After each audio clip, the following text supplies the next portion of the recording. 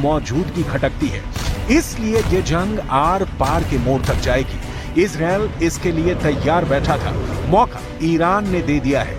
300 विस्फोटक हथियारों से हमला कर ईरान ने इजराइल को युद्ध के मैदान में बुलाया है। दुनिया जानती है कि जब भी इजराइल जंग शुरू करता है तो खत्म अपनी शर्तों पर करता है। इजराइल क्या क्या करने जा रहा है? तेहरान में टेरर क्यों है? ईरान इजराइल टकराव की लास्ट स्टेज क्या होगी? इसकी अटकलों ने दुनिया भर को थर्रा दिया है। इजराइल के हथियारों की काट किसी के पास नहीं है। इजराइल जैसे सोल्जर बहुत कम सेनाओं के पास है। इजराइल के सबसे खूंखार और शातिर खुफिया कमांडो मोसाद भी जंग के लिए तैयार है। इजराइल फुल फोर्स में अटैक मोड में आने वाला है। ईरान के पास डेडलाइन भी महज 48 घंटे की है। इस टाइमलाइन के बाद क्या हो सकता है, इसे समझना है तो पहले ये जानिए कि इजराइल के लिए ईरान को निशाना बनाना कोई आसान काम नहीं।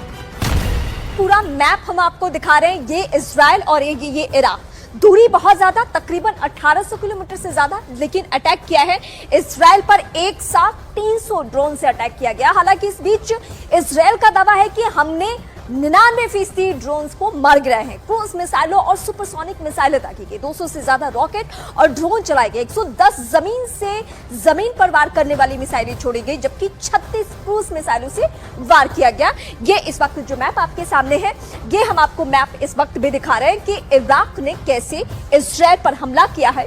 दावा अलग अलग है, आंकड़ा सैकड़ों में है। हालांकि इजराइल का इस बीच दावा यह है कि हमने 99% से ज्यादा ड्रोन्स को मार गिराए हैं। तो अभी ये जो लड़ाई है, ये जो जंग है, अभी खत्म नहीं है। अभी भी स्थिति बहुत भयावह है और आने वाले वक्त में हो सकता है अगला 24 घंटा या 48 घंटा और भारी पड़ने वाला है। ऐसे हालात में इजराइल ईरान को सबक कैसे सिखाएगा? ये युद्ध हुआ तो लड़ा कैसे जाएगा? जवाब सीधा है, युद्ध तकनीक का होगा। लंबी दूरी तक मार करने वाले हथियारों की टक्कर होगी। युद्ध के नतीजे आसमानी लड़ाके ही तय करेंगे। इजराइल जिन हथियारों से ईरान को दहलाने की तैयारी में है, उसकी विध्वंसकारी डिटेल आपको बताते हैं। एक जंगी जेट से इजराइल युद्ध का फैसला कर सकता है। एक मिसाइल से इजराइल ईरान को धुआं धुआं कर सकता है। बस इसी के बारे में पहले जानते हैं। दुनिया का सबसे घातक जंगी जेट माना जाने वाला ये made in America F-35 Israel के पास है। F-35 स्टेल्थ फाइटर की खासियतें देखिए। F-35 2000 किलोमीटर प्रति घंटे की रफ्तार के साथ उड़ान भर सकता है। F-35 vertical take off landing में सक्षम। F-35 कोई भी रेडार इसे नहीं पकड़ सकता। F-35 किसी भी मौसम में उड़ान भर सकता है। F-35 जमीन हवा में टारगेट को नष्ट करने में सक्षम। F-35 910 किलो के 6 बम लेकर उड़ सकता है। F-35 का बेड़ा ईरानी तबाही का सबब बन सकता है। वहीं ईरान जिस मिसाइल पावर की धौंस जमाता है, उसके मामले में इजराइल भारी पड़ता है। इजराइल की एक मिसाइल ही ईरान में खूनी कोहराम मचा सकती है। नाम है जेरिको मिसाइल। इजराइल ने इस मिसाइल पर 1960 के दशक में काम शुरू कर दिया था। मिसाइल का नाम वेस्ट बैंक में मौजूद बाइबिल शहर के नाम पर रखा गया था। जेरिको बैलिस्टिक मिसाइल शुरू में फ्रांसीसी एरोस्पेस कंपनी दसॉल्ट के सहयोग से बन रही थी। बाद में इजराइल ने इसे अपने दम पर तैयार किया। मौजूदा समय में जेरिको बैलिस्टिक मिसाइल के 3 सिस्टम इजराइल के पास हैं। इसकी क्षमता 4800 से 6500 किलोमीटर तक है।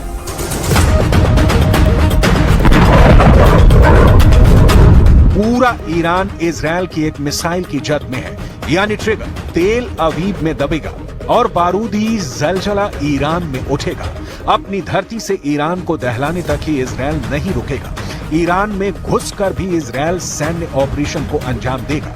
हालांकि इसका स्टाइल अलग हो सकता है। जैसे कि इजराइल ने ऑपरेशन ओपेरा चलाकर इराक के परमाणु रिएक्टर पर हवाई हमला कर उसे पूरी तरह से तबाह कर दिया था। इराक के ओसी राक परमाणु रिएक्टर खत्म करने के लिए इजराइल ने F-16 जेट उड़ाए थे। ऐसे इजराइल के सबसे घातक लड़ाके हैं मोसाद एजेंट, जिनका दुनिया भर में डंका बजता है। नवंबर 2020 में ईरान के नामी न्यूक्लियर साइंटिस्ट मोहसिन फखरीजादे की संदिग्ध परिस्थिति में मौत हो गई थी। हुआ यूं था कि उनका कार का काफिला आग की चपेट में आ गया था। बाद में जब सुरक्षा और खुफिया एजेंसियों ने तफ्तीश की तो पता चला कि आर्टिफिशियल इंटेलिजेंस के जरिए ऑटोमेटिक मशीन गन से उन पर कातिलाना हमला किया गया था। मोसाद एजेंट्स ने यह ऑपरेशन अंजाम दिया था। मोसाद एजेंट के ऑपरेशन से ईरान किस कदर खौफ खाता है, इसकी एक मिसाल 2018 में भी देखी थी, जब तेहरान में घुसकर मोसाद एजेंट ने 32 अलमारियों में छिपाकर रखे गए ईरान के न्यूक्लियर प्रोग्राम के डॉक्यूमेंट हासिल कर लिए थे। ईरान के इतिहास में इसे अब तक का सबसे बड़ा झटका माना जाता है। मोसाद एजेंट अपने दुश्मन के खात्मे तक उसका पीछा करते हैं, दुश्मन को तब तक मारते हैं जब तक वो दम नहीं तोड़ देता। वॉर फ्रंट पर मोसाद एजेंट ईरान के लिए सबसे बड़ी चुनौती बनने जा रहे हैं। इसके साथ दोनों देशों में फुल फ्लैश्ड वॉर की नौबत आने पर कई और फर्क साफ हैं।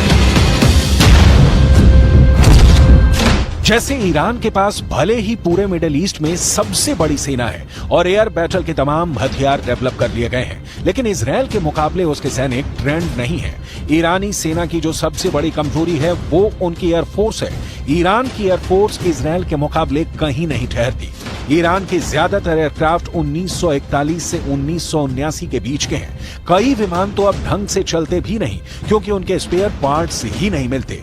ईरान ने आखिरी बार 1990 के दशक में रूस से कुछ एयरक्राफ्ट खरीदे थे, लेकिन वो भी पूरी तरह ऑपरेशनल नहीं है। इसी तरह ईरान के टैंक से लेकर बख्तरबंद गाड़ियां भी बहुत पुरानी हो चुकी हैं। मॉडर्न वॉरफेयर में टेक्नोलॉजी का सबसे बड़ा रोल है। इजरायल इस मामले में ईरान से कोसों आगे है। ईरान के पास भले ही नंबर हो, लेकिन टेक्नोलॉजी और इंटेलिजेंस के फ्रंट पर इजरायल दुनिया में सबसे आगे है। लेकिन ईरान को बेहद कमजोर समझना भी इजरायल की बड़ी भूल साबित हो सकती है।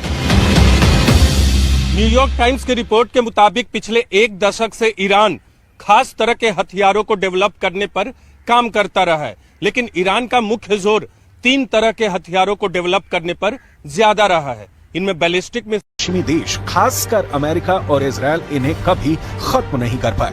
हालांकि पश्चिमी देशों ने ईरान पर बहुत कड़े प्रतिबंध लगा रखे हैं। इसी वजह से ईरान टैंक और फाइटर जेट को डेवलप करने में खास सफल नहीं हो पाया। लेकिन ईरान की मिसाइल पावर बेजोड़ है। लेकिन इजरायल जब किसी दुश्मन पर अटैक करता है तो हर हथियार का इस्तेमाल करता है। हर हथियार मतलब हर हथियार। मुमकिन है कि ईरान से आर पार की नौबत आए तो इजरायल एटमी हथियारों के धमाके भी शुरू कर दे, क्योंकि ईरान से युद्ध में जीत पारंपरिक हथियारों के दम से हासिल होती नहीं दिख रही। कट्टर दुश्मन दोनों मुल्क आखिरी सांस तक जंग जीतने की कोशिश करेंगे। ऐसे में किसी भी वक्त परमाणु हथियारों के बटन दब सकते हैं। अगर ऐसा हुआ तो ये विश्व युद्ध का आगाज होगा, क्योंकि एक तरफ मुस्लिम वर्ल्ड की ताकत है तो दूसरी तरफ नेटो जैसे संगठन का पावर है। जाहिर है न्यूक्लियर युद्ध के खतरे को अब टाला नहीं जा सकता, क्योंकि इजरायल इंतकाम लेने के लिए कुख्यात है। ऐसा है तो एक नया इतिहास रचता है।